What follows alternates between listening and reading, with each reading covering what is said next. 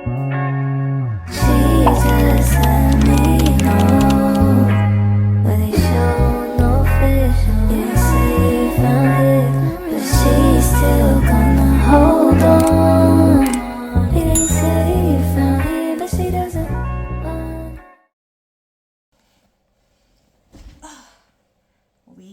much to jump into.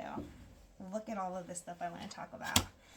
Hello and welcome back to my channel where we discuss, dive in, converse about lifestyle, literary, and media review and wellness.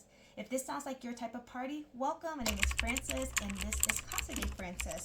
Today I just want to jump right into it. I really just want to kind of do an April wrap up. What have I read in April?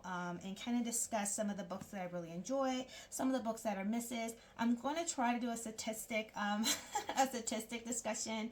To be honest, I just kind of threw it together, so it might not work out like I want it to, but hey, let's go ahead and give it a try. So as always, I have a couple of books that I want to discuss. I have my planner, and let's go ahead and open her up to kind of see where we're going to get started. So April was a good month for me. I finished 7 books, which I think is pretty good considering how much stuff I've been doing. We have a couple of high-rated books. We have a couple of lower-rating books. I have one book that was kind of a dud, but we'll kind of get to that a little bit later. So I wanted to start off with this book, and it's called The Troop by Nick Cutter. And I've already talked about this book in my last video. But again, I just want to kind of talk about it and kind of tell you what I feel about it. So this book is considered a horror. No surprise there. And I gave this book a 5 star. Just like I did the other one. I gave it a 5 star. For anyone that does not know what this book is about, I'm going to give you whatever's on the back and kind of let you know what it is. If it sounds interesting, maybe you'll check it out. So this book is Once a year, Scoutmaster Tim Riggs leads a troop of boys to the Canadian wilderness for a week camping trip, a tradition as comforting and reliable as a good ghost story around a roaring fire. But when an unexpected intruder stumbles upon their campsite, shockingly thin, disturbingly pale, and very hungry, Tim and the boys are exposed to something far more frightening than a tale of terror. The human carrier of a bioengineered nightmare, a horror that spreads faster than fear, a harrowing struggle for survival with no escape from the elements, the infected, or one another. Again, I'm not going to go into detail about this book because I talked about it already. Oh, such a good book. This is such a fantastic book. I am so happy that I heard about it and I decided to pick it up. And actually, I didn't decide to pick it up. This was actually already sitting in my library. I literally probably have like hundreds of books. And I knew that I had it, and I was looking around. I was like, oh, there it is on my bookshelf. There's a reason why when this YouTuber was talking about it, I got excited again. I had already had it on in my library, and I haven't read it yet. But I didn't read it paperback, right? Which is why it's still in pristine condition. I read it on my Kindle. So this was a good book. Of course, it's 5 stars. I'm still thinking about it today. I'm still looking for recommendations based off of this book, right? Give me more recommendations based off this. Which brings me to the second book of the month that I read, which was, and I'm going to say it wrong. I wrote it down. Andromeda, the Andromeda strand. This word was killing me. I wanted to call it Andromeda, right? I was calling it all types of things. But when you're a reader, it's okay to do that, right? I kind of like sometimes when I see a very difficult name that I don't know how to pronounce, I'll just make up a name, right? As long as I understand the context of the word, of the pretend word that I'm using, it's okay. And reading is a little bit different for everybody. There are some words that I struggle with. I can see the word and it can make sense on paper, but when I see it, I'm just like, I cannot pronounce that. These are one of these words. This is the word that I've been struggling on. So I was just calling it the A strand or the Drina strand or whatever. But this was a good book. And again, it came after I read this book. This was a recommended book afterwards.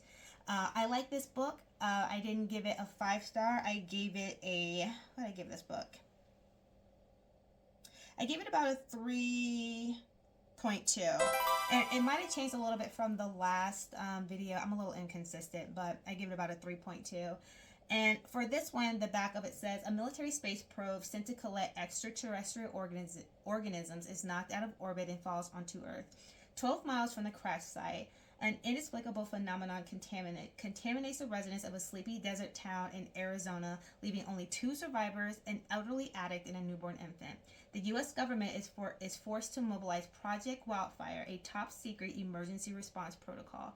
4 of the nation's most elite biophysicists are summoned to an underground laboratory located 5 stories beneath the desert and fitted with an atomic self-destruct mechanism in the event of irremediable, and again, another word, damage. Under conditions of total new blackout, the scientists race to understand and contain the crisis. But the Andromeda strand proves different from anything they've ever seen, and what they don't know could not only hurt them, but could lead to unprecedented worldwide catastrophe. So again, another good book. I give it a 3.2. Not the best book, not the worst book, but it's just okay. I am very interested again in reading something that's similar to the troops, something with a sickness, bioengineer, military grade, whatever. If you know something like that, please link it in the comment below. I would love to kind of pick your brains to kind of see if anything else kind of falls within this genre. And the genre for this, by the way, was just called science fiction. So just science fiction is what this book was. So I feel like that's broad. I feel like it should be like bio terror, like something. But science fiction, that's what it was. So this is the second book that I read. Let me see. Among the other books that I read was... So we talked about that one. I read the Andromeda Evolution, which was book 2 of this. So this is a duo. So there was book 2 of this, and it was okay. I gave that one just a 3. I gave that one a 3. It was just okay. There weren't a lot of twists. There weren't a lot of turns. In my opinion, I was just like, it was all right. But this book takes place in Brazil 50 years later as the Andromeda strand is evolving. It is getting stronger. It's just presenting different. And again, they get a bunch of top scientists to kind of explore what's going on, how to stop it, how to minimize the risk to the people. So it just kind of goes along the journey of that. There was one surprise that I kind of caught toward the middle. And I was like, I wonder. But I was able to catch it, and it turned out to be true in the end. I'm not going to put any spoilers out there, but I like it when I can kind of guess a little bit early, like what the twist or something interesting in the book. So that was really fun to do. I read this old book called The Chrysalids. And I don't know why I read it. It was a very short read. It wasn't very long. It was by Wyndham John. I'll put it either here or here. You can see the book cover. It'll tell you who it was by. But it was interesting. I felt like it was like a Christianity book where everyone needed to be pure and whole.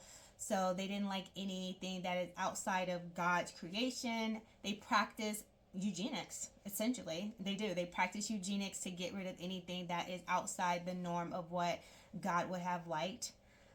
It's an interesting book. It's pretty old. I think I read it because someone said it was a classic. I gave it about a 2.5, and that was the lowest rating that I gave of all the books, and I didn't love it. It wasn't a bad premise. Like I didn't hate the synopsis. It just didn't deliver once I read it, and that's okay. Not every book you read is going to be a 10 out of 10 or the most amazing book that you ever read, but it wasn't great. It was just okay. A 2.5 feels fitting to me.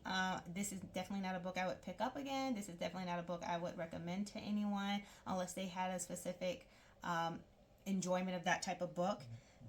The Chrysalids is also considered a science fiction, but it's also kind of post-apocalyptic. And if you read the book, you'll kind of understand why I kind of described it as that. But not a great read, but it's okay. Another good book that I read was The Last Marine, and let me pull that up. And this was by T.S. Randall. So the premise of this book says, in a future totalitarian America, government historian Joel Levine is assigned the task of reminding people of their nation's past sin in the Sino-American War. Complications arise when Levine is allowed to interview the last known Marine veteran, Sean Harris, currently serving a life sentence in prison. When the unrepentant combat veteran accounts of the Sino-American War and its aftermath differs from the official government history, Levine begins to question all that he has accepted and believed his entire life, thus leaving the historian to decipher between propaganda and the history and the consequences of acknowledging the difference. Such a good book. I really enjoyed this. I'm a big military buff. I love military movies and things like that, so it's no surprise that I really enjoyed this book. I would say this was the first book of this kind that I've ever read that's kind of like a military drama. And this book describes it as a dystopian war novel. That's kind of what it describes it as. Now, I know this book has at least 3 in the series. I am hoping to get to book 2 very soon, but book 1 was really good. I really enjoyed it. I kind of liked the way the reporter and the veteran kind of intertwined with each other and kind of talked and things like that. There's a twist at the end that was very interesting that I didn't expect, and that makes me very excited for book 2. But if you haven't read The Last Marine and you're into like military books, I would suggest that. But again, take that with a grain of salt, because this was like the first book that I read of this kind. I'm not very well versed in military thrillers or military dystopians or whatever this book is, but I really enjoyed it. So another book that was recommended right after that was called Writer Unknown, and it's called Battleborn, Book 1 by Jack Stewart. And I thought this was really good too. So the description is the Top Gun instructor Colt Bancroft has just capitulated, and I said that word wrong, off the USS Abraham Lincoln, his F-35C Joint Striker fighter trailing blue and yellow flames as he climbs into the night sky of the California coast. When he is sent to investigate a series of mysterious lights floating dangerously close to his aircraft carrier, disaster strike. His jet becomes unresponsive as it rolls inadvertently and enters a nosedive aimed at the aircraft carrier unsuspecting escort carrier. What follows is a tale of heroism and betrayal, spycraft and suspense, and aerial combat against an unexpected adversary. To clear his name and unmask a traitor, Colt must survive a dangerous game of spy versus spy when trusting the wrong person could cost him his life to stop the enemy from hitting their ultimate target. Colt must use every ounce of his skills and training and uncover the identity of the unknown writer. Again, I really like this one, and what I really liked about this particular story was I'm not really familiar with aircrafts and boats like the USS Lincoln, like they said. So I found myself like looking up, this type of aircraft or that kind of aircraft, or what does this type of carrier look like, because I thought it added to the story. Without knowing these details, it's not as exciting, because if you just read, the plane, right, and you didn't know what the plane is, it kind of stifles the excitement. But when you look at the plane, you're just like, oh my gosh, like what did they say, the F-35C Joint Striker Fighter, and you see it, you're like, oh my gosh, like that's so amazing, and you can just be more immersed in the story. So when I get into a book where I'm not really familiar with the equipment that they're using, I'll do a quick Google to kind of see what I'm looking at, because I think it adds context to the story, right? There's a reason why they called it the F-35C and not just a regular plane, because they're trying to emote an emotion or feeling for that. So I really like this one. I like the suspense. I kind of like the back and forth that was going on. I gave that book I give it a 4. So I gave it a 4. It wasn't as good as The Last Marine, but it's still really good. And this is like book 1 of I don't know how many books. It looked like a lot. So if that's something that you're interested in, definitely check it out. You can't go wrong. Again, if you like military-like books. And again, I'm an amateur when it comes to reading those books, so please don't come for me in the comments and you're just like, actually, that's not that good, and there's better ones out there. I'm sure there are, and I'm excited to get to see them. Definitely put them down in a comment and let me know if you disagree. You're just like, yeah, actually, this is at the bottom of the barrel. This is better, because I'm excited to dive into this genre. What else did I read? I've already talked about Pet Sematary, and again, that was a really good one. And Pet Sematary is by Stephen King. I gave that story a 4.5. I liked it. I really did. I really liked it. I thought it was entertaining. I thought there was a couple of interesting twists in there. So I really like that book as well. That one's classified as a horror. And let me see. Unknown Writer was actually classified as a realistic fiction. I've never heard of that before. I think that's interesting. I don't know why it wasn't called like military thriller or a drama or something, but it's called a realistic fiction. If someone knows what that means, please feel free to link it down below. I'm gonna definitely look up why it's considered a realistic fiction, because I just think that that's interesting. So definitely that one. So all together, I read 7 books, and I'm reading it from my my planner. I read 7 books. I read 2,558 pages. There were an average of 665 pages per book on average. I read about 99.6% of the book. I did listen to a couple of chapters on Pet Sematary on Audible. And when I did read, I read 100% on my Kindle, despite having the physical books. So that's kind of the breakdown. I wonder if there's some apps out there that does a better breakdown than kind of what I did. But that's just kind of the breakdown that I came up with. And I'm wondering, does anyone do this? Like, again, like I had the physical books. I didn't even open these books, right? I'm just using them as reference because I read 100% of the books on my Kindle. I kind of feel wasteful to have the books kind of sitting on the shelf, but then deciding to read it on a Kindle. I don't know if that's something people do often, but I literally have I might have 1,000 books downstairs. I literally probably have an entire library of books and things like that. So very good book. I don't know, I enjoyed this book of this month of reading. I'm excited about May and what's coming out and what I'm looking forward to kind of getting into. Like I said, I just started this military genre and I love it. I've always liked horror, so I love that. I don't think the Andromeda, again, I can't say it right. Science fiction is a good place for it, but I feel like it should be more specific. Like, I think it should be like a metal bicycle, I don't know, something else. But to just say it's science fiction, I believe it is, but I think it's something a little bit more niche than that. So yeah, so I have all of those. May's going to be interesting. I have at least 12 books that I want to read. Oh, one of the books I want to read is Cold Storage. Thinking about books I want to read, it's Cold Storage. I found this looking at my library, dusting it off, making sure that there wasn't a lot of dust bunnies on it. And I was just like, okay, Cold Storage, right? That sounds interesting. As soon as I pulled it out and saw this, I was like, yep, I'm going to talk about it. I'm probably going to read it. Again, I like biohazards. I like illnesses. I like sicknesses. I don't know why I love it so much, but I do. But as soon as I saw that, I was like, yes, let's give it a try. I haven't read it yet. Again, I should probably not be wasteful and just read the book. I have it here, but we'll see if I read it here or on my Kindle or on my phone. But the synopsis of this book says, when Pentagon bioterror operative Roberto Diaz was sent to investigate a suspected biochemical attack, he found something far worse, a highly mutative organism capable of extinction-level destruction. He contains it and buries it in a cold storage deep beneath a little-used military spot.